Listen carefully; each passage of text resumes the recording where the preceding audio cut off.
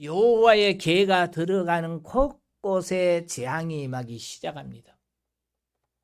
원래 여호와의 법궤가 임한 곳에 재앙이 임합니까? 아닙니다. 여호와의 계가 임한 곳에는 축복이고 은혜입니다. 왜냐하면 여호와의 계라는 것이 뭡니까? 금으로 입혀놓은 그 계짝이 문제가 아니라 그곳에 함께 하겠다는 하나님입니다. 임재입니다. 하나님이 함께 할 때는 그때처럼 기쁘고 즐겁고 복된 일이 없습니다. 그런데 블레셋에 여호와의 계가 들어갔을 때 블레셋 안에 어떤 일이 일어났습니까? 재앙이 일어났습니다. 그래서 사무엘상 5장 7절에 가서 보면 바로 옆에 있으니까 보세요. 아스돗 사람들이 이를 보고 이르되 이스라엘 신의 계를 우리와 함께 있지 못하게 할지라 그 손이 우리와 우리 신 다곤을 친다 하고 있습니다. 그의 손이 여호와께서 우리와 우리의 신 다곤을 친다라는 겁니다. 이 말은 무엇입니까? 블레셋 사람들이 재앙을 당하니까 왜 이 재앙을 당했는지 빨리 깨달았다라는 겁니다. 그리고 깨닫는 데만 그치지 않습니다. 11절 같이 한번 볼까요? 사무엘상 5장 11절입니다. 같이 읽어봅니다.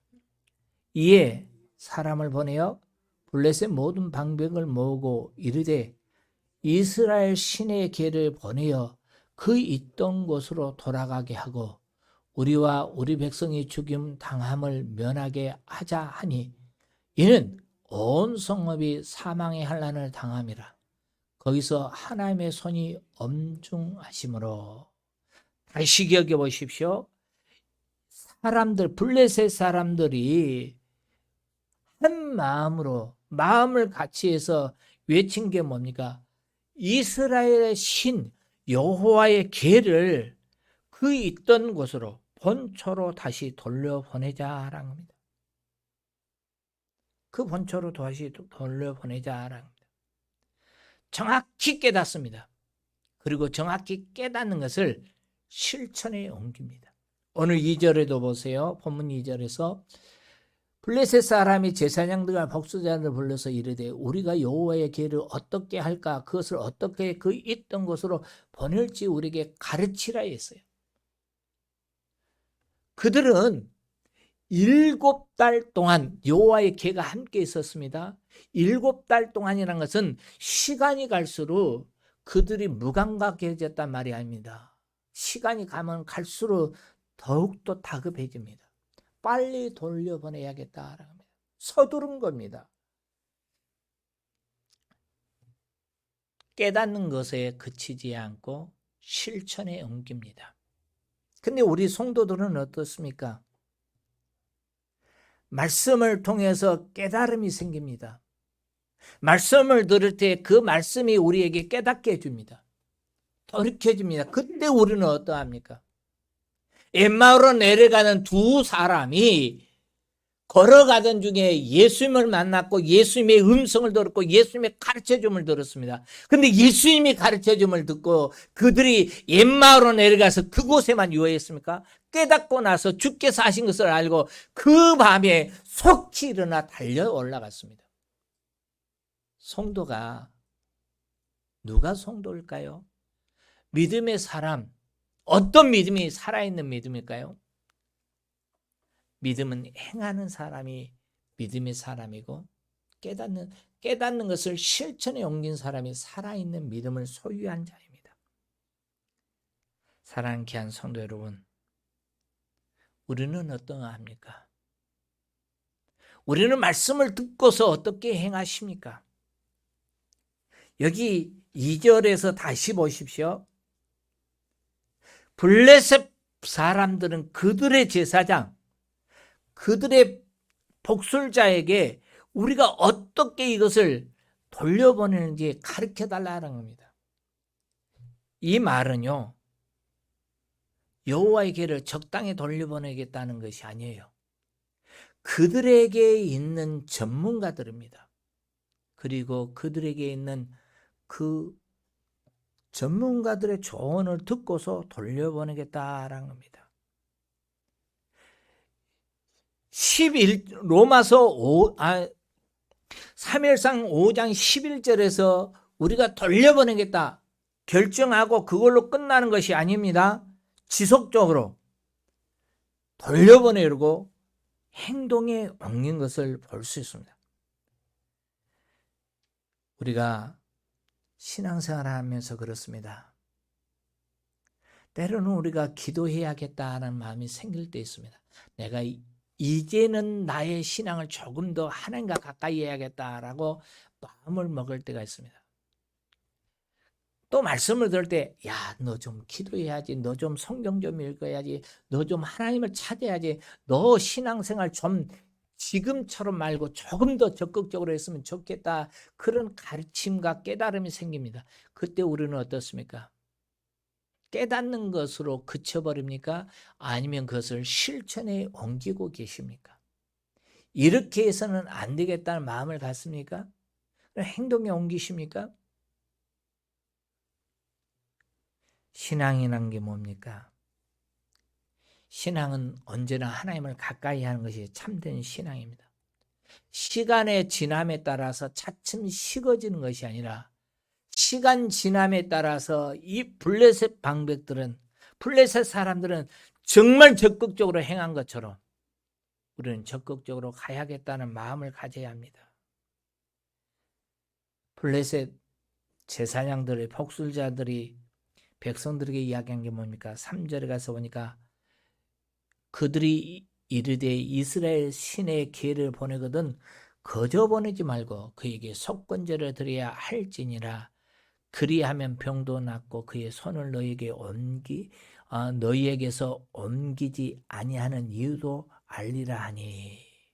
무슨 말입니까? 속건제를 드리라. 속건제를 드리되 형편에 따라 드려도 좋고 안 드려도 좋다. 그런 의미가 아닙니다. 반드시 틀림없이 속건제를 드려야 한다라는 겁니다.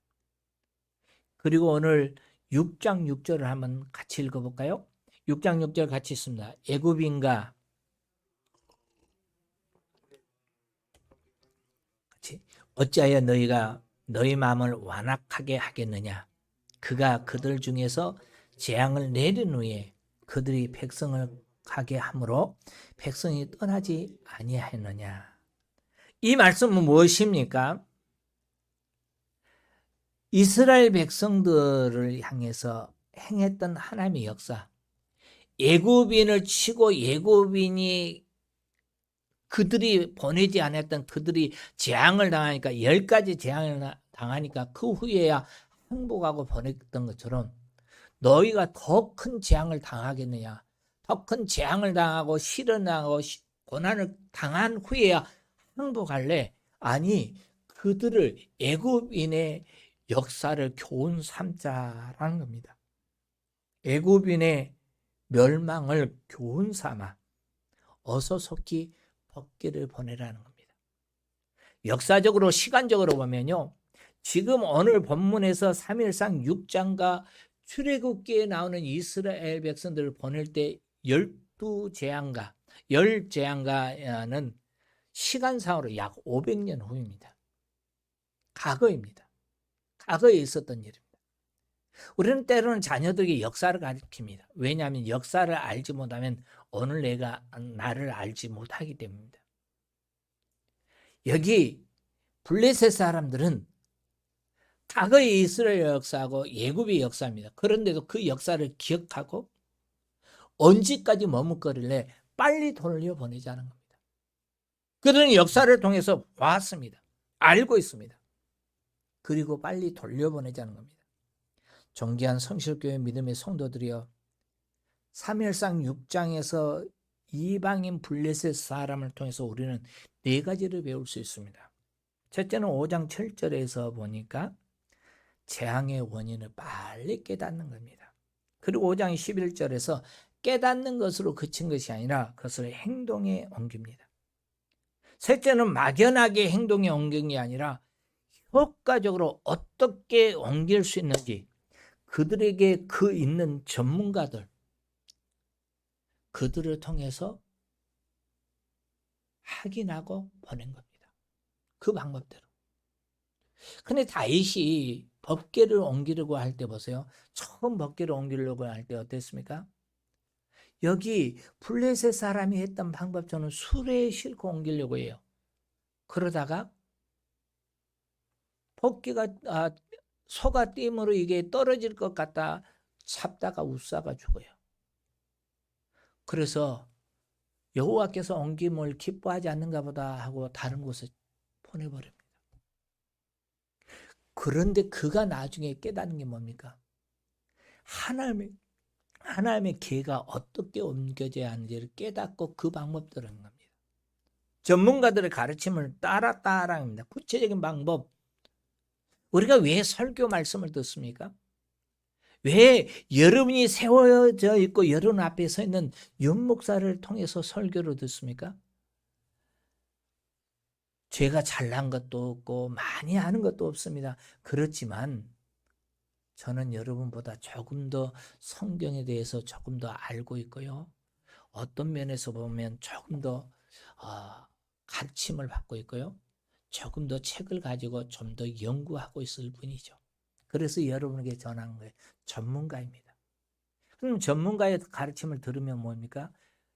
블레셋 사람들은 행동에 옮겼어요. 우리는 목회자가 가르쳐주면 그 다음에 어떻게 합니까? 그래 그 설교 있었지 하고 흘려버릴 때가 참 많아요. 목회자들이 갖는 오해가 하나 있습니다. 이번 주 이 설교 했으면 이제는 성도들이 조금 바뀌고 성도들이 그 가르침을 따라서 행하겠지 했는데 버릇해놓고 보면 옛날 생활과 똑같더라고요. 그 속임에 많이 당합니다. 근데 이들은 그렇지 않았어요. 가르쳐줌에 따라서 즉각적으로 행동이 옮겼습니다. 그리고 넷째로 5장 11절에 법궤를 돌려보내되 일시적인 생각이 아니라 지속적으로 정확하게 해서 강한 의지를 가지고 돌려보냈다는 겁니다. 성경은 원칙적으로 어떤 사람을 죄를 지었는지 무지하고 미련하고 벌을 받아가면서도 그 죄를 짓는 것을 알고 있습니다. 시편 2편에서 보니까 시편 2편 10절에 가서 보면 너희 왕들아 지혜를 가지라 너희 세상 통치자들아 경고를 들으라 라고 이야기합니다. 무엇을 말하냐면 이 블레셋 왕들 블레셋 지혜자들은 뭡니까? 그들은 경고를 들었습니다. 그것을 깨닫는 겁니다. 아는 겁니다. 그리고 그들이 행한 게 뭡니까? 행동에 옮겼습니다. 그런데 하나님의 백성이란 사람들이 어떻습니까? 재난을 당하고 고난을 당하면서도 옛적 일을 거울 삼지 않고 무감각하게 보낸다는 겁니다. 여러분 여기에서 좀 정리시켜 보십시다. 하나님을 떠나면 무조건적으로 심판하냐? 무조건 재앙을 내리냐? 그래서 하나님은 두려운 하나님, 하나님은 그 백성들을 괴롭게 하신 그런 하나님이냐? 아닙니다. 하나님 무엇보다도 여러분을 사랑하시는 하나님인 줄 믿으시 바랍니다. 그런데 하나님은 공의의 하나님이에요. 하나님이 세우는 법칙이 있어요. 그 하나님의 세우는 법칙은 하나님 자신도 바꿀 수 없습니다. 그래서 예수 그리스도를 보내주었죠. 그래서 예수 그리스도를 십자가에 죽게 했죠. 그래서 예수 그리스도가 십자가에 죽으셔서 우리를 위해서 피를 흘리셨죠. 그리고 그 피를 보고 우리를 용서하신 겁니다. 그렇다면 아무리 사랑하는 하나님의 자녀라 할지라도 그 귀한 아들이라 할지라도 하나님의 세우는 법칙에서 벗어나면 어떻습니까?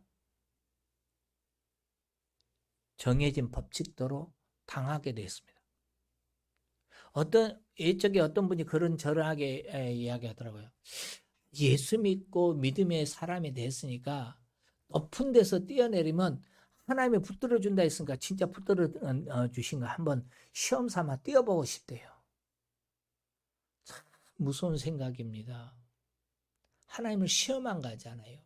하나님을 시험치 말라 했는데 하나님이 정해놓은 법칙이 뭡니까? 여러분이 지금 2층에서 1층으로 뛰어보세요. 다리가 부러지든 뭐가 당하든 뭔 문제가 생길 거예요. 왜 그렇습니까? 하나님이 정해놓은 법칙이 그래요. 그건 정해져 있어요. 자연 법칙이에요. 중력의 법칙 하나님이 세워놨어요. 이 지구가 움직이고 우주가 움직여가기 위해서 세우는 법칙이에요. 그걸 어기면서 하나님이 해주실 거야. 물론 특별한 경우 예수님이 물 위로 걸었고 믿음으로 베드로가 걸을 때처럼 하실 수도 있습니다. 그러나 물 위에 발을 들어놓으면 빠져드는 건 당연해요. 정해진 법칙이기 때문에요. 특별한 경우 아니고는 다 그대로 간다라는 겁니다. 하나님의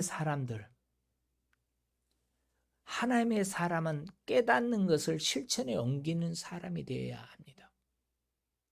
블레셋 사람들은 그들이 당한 고난을 통해서 깨달았습니다.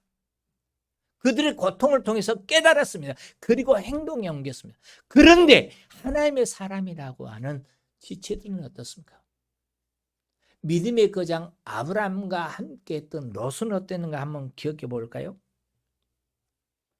창세기 14장에서 보면 롯이 소돔과 고모라의 전쟁이 일어났을 때 포로로 잡혀갑니다. 그런데요, 창세기 14장의 전쟁은 그냥 전쟁이 아니에요.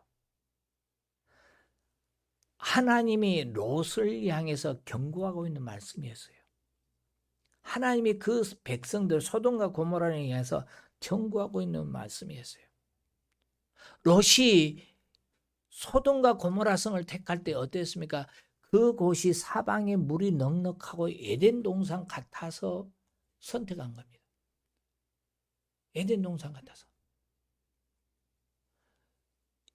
에덴 동산이나 이집트 땅 같았다는 것은 물이 넉넉했다라는 겁니다. 부족함이 없다라는 겁니다. 그래서 선택한 겁니다. 그렇지만 그것이 멸망당하기 전입니다. 그런데요, 소돔과 고모라 성은 어떻습니까? 여호와 앞에서 아주 악한 죄를 짓고 있었습니다. 롯이 누구입니까? 믿음의 사람 아브라함과 함께 했던 사람입니다. 그는 믿음의 사람의 가치관을 가지고 있었고 믿음으로 교육받았다고 할 수도 있습니다. 그런데 그가 세상에 들어가서 소돔과 고모라 성에 들어가서 그들과 동화돼 버린 거예요. 그들과 하나 돼 버린 거예요. 그 모습 속에 그들이 소돔과 고모라 성에 거하던 롯이 아이고 안 되겠다, 이곳이 안 되겠다 했다면 튀쳐나와야 돼요. 나와야 돼요. 소돔 성에 거해서는 안 돼요. 그런데 롯은 어떠죠? 그곳에 빠져든 거예요. 세상의 가치관이 좋아서, 세상의 부가 좋아서, 쾌락이 좋아서요. 오늘 우리가 살아가는 세상은 어떻습니까? 정말 쾌락이 많고 부가 많습니다. 돈이면 모든 것이 다 된다고 합니다. 권력이면 모든 것이 다 된다고 합니다. 우리는 우리 자녀들에게 무엇을 심어줘야 합니까? 그것을 심어주고 그 세상의 가치관과 세상의 방법을 심어줘야 합니까? 하나님의 사람은 하나님의 가치관을 회복해야 합니다. 하나님이 누구를 기입하시냐는 것을 알아야 합니다. 창세기 14장에서 롯이 전쟁에 끌려갔어요. 그렇다면 원인을 알았다면 빨리 돌이켜야죠. 그런데요, 그는 돌이키지 않았어요.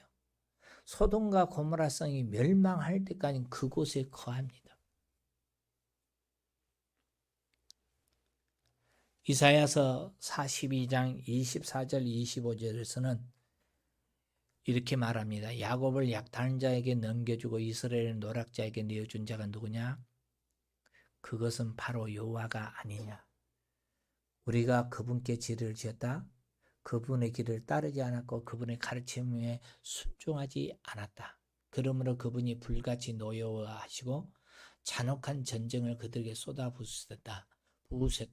노여움이 불꽃처럼 그들을 에워쌌지만 깨닫지 못했고 분노가 그들을 불탔지만 마음에 두지 않았다라고 했습니다. 무슨 말입니까? 이스라엘이 범죄하니까 하나님의 정해진 법칙대로 죄가 임한 곳에 하나님이 함께 할 수 없고 하나님의 영광을 가리고 있기 때문에 하나님의 은혜를 임할 수 없기 때문에, 하나님의 은혜가 임하지 않기 때문에 그들에게는 재난이 왔고 고난이 왔습니다.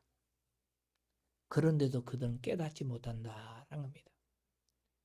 우리 이 말씀 한 번 더 같이 볼까요? 호세아서 7장 9절입니다. 같이 읽습니다. 이방 사람들이 그의 힘을 삼켰지만 그를 알지 못하고 있다. 흰머리가 여기저기서 나 있지만 그들을 알지 못한다. 무슨 말이냐면 호세아 당시에, 호세아 시대 때 나이가 먹은 어른들, 흰머리가 여기저기 있다 말은 어르신을 이야기합니다. 오랜 경험을 통해서 알고 있고 느끼고 알았던 그들도 이 재앙이 왜 임했는지 알지 못한 것입니다. 깨닫지 못한 겁니다. 그러니까 창세기 14장의 롯이나 이사야 당시나 호세아 당시의 이스라엘 백성들은요, 하나님의 백성이라고 이야기하면서도 재난의 원인을 깨닫지 못한 겁니다. 한마디로 블레셋 사람들은 그들이 임한 재난을 통해서 왜 임했는지 깨달았다면 그들은 깨닫지 못했어요. 그러면 깨닫지 못한 백성은 어떻게 됩니까? 호세아서 4장 14절에서 보면 깨닫지 못한 백성은 패망하리라. 깨닫지 못하면 결국 지각이 없으면 망한다라고 합니다. 이것은 이스라엘 역사 가운데서 너무나 많이 나타납니다. 오늘 구보가 안 될 것 같아요. 끝까지 하려합니다. 깨닫는 것이 복입니다. 민수기 16장에서 보면 고라와 다단이 무리가 모세와 아론을 대적한 사건이 있고 그들이 망한 사건이 있습니다. 그들은 너희만 어떻게 해서 리더냐? 우리도 리더다라고 이야기하면서 모세와 아론을 대적했습니다. 그런데요, 그 사건은요, 민수기 12장에서 아론과 미리암이 모세를 대적하다가 당했던 고난을 알고 있어요. 보았어요. 경험했어요. 그런데도 그들은 모세를 대적해야 합니다. 큰 재앙이죠. 그런데 민수기 16장에서 고라와 다단이 모세와 아론을 대적해서 설라다가 250명이 합세해서 죽임을 당하는 경우가 있어요. 하나님이 그들을 땅을 벌려서 삼켜버렸어요. 한마디로 지진처럼 땅을 쫙 벌려가지고 그들을 삼켜버리고 흔적이 없게 했어요. 이게 이스라엘 역사 가운데 있었습니다. 고라당이, 다단이. 그런데 민수기 16장 41절에 가서 보니까 이런 말이 나와요. 같이 읽어봅니다. 다음날 온 이스라엘 회중이 모세와 아론에게 불평하며 말했습니다. 당신들이 여호와의 사람들을 죽였습니다. 무슨 말입니까? 왜 그 재앙이 임했는지 알았다면 깨닫고 돌이켜야 하고 하나님의 권위 아래 굴복해야 하는데 도리어 모세를 향해서 불평하고 원망을 합니다. 그때 하나님은 14만 7천 명이라는 사람들을 연병으로 인해서 죽여버립니다. 14,700명을 죽여버려요. 그러니까 그들은 하나님의 역사를 알고도 하나님이 하신 것을 보고도 돌이키지 않은 거예요. 깨닫지 않는 거예요. 그런데 이방인 블레셋은 어떻습니까? 돌이켰습니다. 깨달았습니다.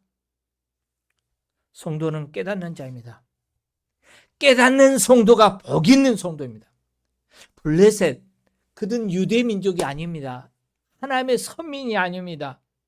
그렇지만 그들은 고난을 보면서 깨닫고 돌이켰습니다. 거울 삼았습니다. 500년 전에 예굽에 있었던 그것을 기억하며 거울 삼아서 우리 그들처럼 망하지 말자라고 돌이킵니다. 행동에 옮깁니다. 근데 현대를 살아가는 우리 그리스도인 성도들은 어떻습니까? 우리는 분명 세상에서 세상 사람들과 함께 어울려서 살아갑니다.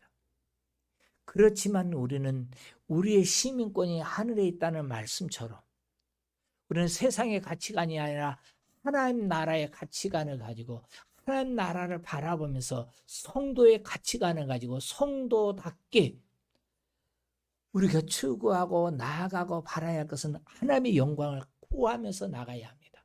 그것이 성도입니다.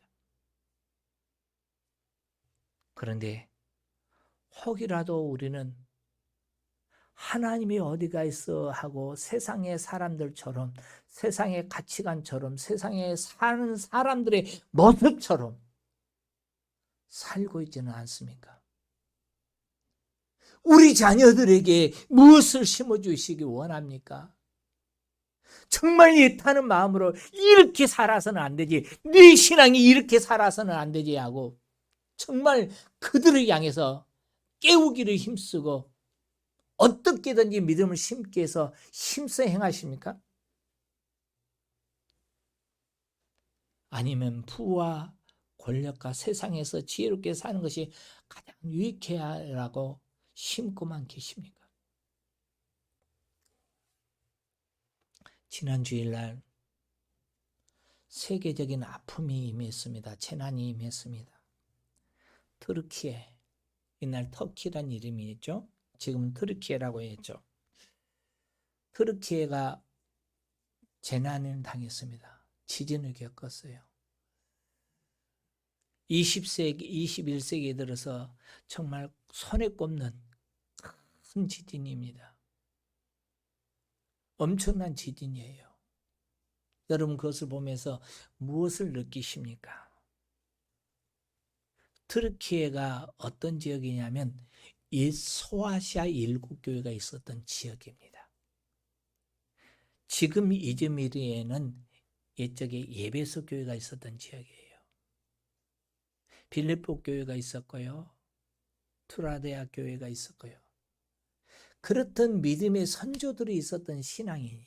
그런데 그들에게는 지금 교회가 있습니까? 신앙을 소유하고 하나님 중심에 사는 사람이 있습니까? 없습니다. 찾기가 힘듭니다. 언젠가 그들에게는 이슬람이 들어와서 그들에게는 모슬렘 신앙이 뿌리 깊이 내려있습니다. 여러분 어떤 생각이 드십니까? 그래 너희가 하나님 버리고 알라라는 신 그 모슬렘을 추구하니 그런 재앙을 당하지라고 잘됐다라고 하나님의 경고야 라고 생각만 하십니까? 그렇게 생각하지 마십시오.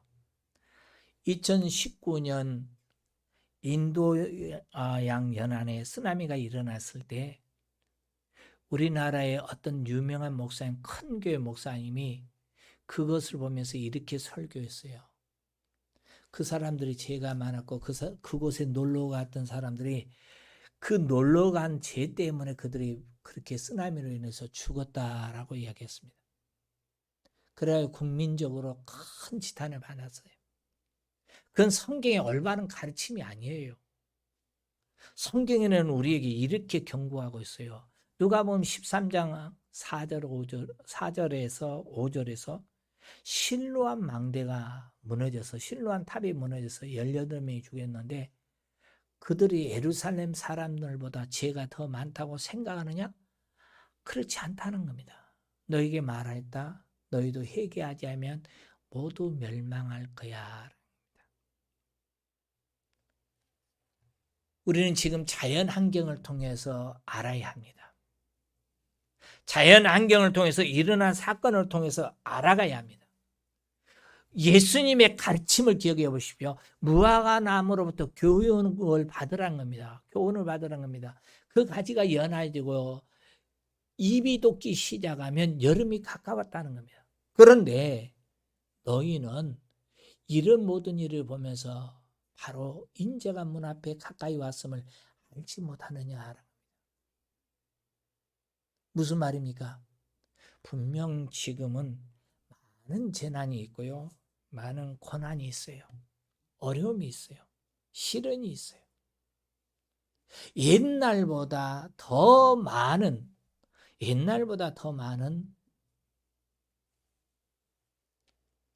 자연재해도 일어납니다. 니다. 그렇다면 우리가 알아야 할 것이 무엇입니까? 우리가 기억해야 할 것이 무엇입니까? 하나님입니다. 하나님이 무엇을 하는지를 알아야 합니다. 하나님이 우리를 향해서 주신 경고를 알아야 하는 겁니다. 이번 재난을 통해서 그 민족에 대한 가슴에 대한 안타까워하지 마시고요. 이러할 때 내 신앙을 한번 돌아보십시오. 이러할 때 지금 자연현상을 통해서 과학자들의 환경운동가들의 외침에다만 그들의 외침이야. 그들이 외친 것처럼 지구의 시간이 12시 57분이야. 그렇게만 생각하지 마십시오. 노아가 방주에 들어가는 그날까지 그 당시 사람들은 먹고 마시고 즐겼습니다. 마태복음 24장에서 종말에 대해서 이야기하는데 그 부분에서 분명히 이야기합니다. 그때까지는 사람들은 먹고 마시고 즐겼다는 겁니다. 쾌락에 취했다는 겁니다. 우리는 어떻습니까? 노아 참 바보같이 살았어요. 바보같이 살았어요. 왜 세상에서 바보같이 살았습니까? 하나님의 경고의 말씀을 알았기 때문이다. 하나님의 말씀을 들었기 때문입니다. 우리는 세상에서 바보가 돼도 괜찮습니다. 하나님 앞에서 지혜로운 자들이 될 수 있기를 주의 이름으로 축원합니다. 하나님 말씀에 의해서 살아가십시다. 하나님의 자녀인 우리가 잊지 말아야 할 것이 무엇입니까? 우리는 세상의 가치관이 아니라 하나님 자녀의 가치관입니다. 세상의 방법이 아니라 하나님의 자녀의 방법입니다. 하나님의 말씀을 따라서 살 수 있고 하나님의 자녀의 가치관을 가지고 하나님의 자녀의 비전을 가지고 살아가고 우리 자녀들에게도 지금이 어느 때인지를 가르쳐주고 세상에 취하지 않냐고 끼어 기름 준비하는 믿음의 자녀로 양육하고 세워가는 거장들이 되시기를 주의 이름 축원합니다.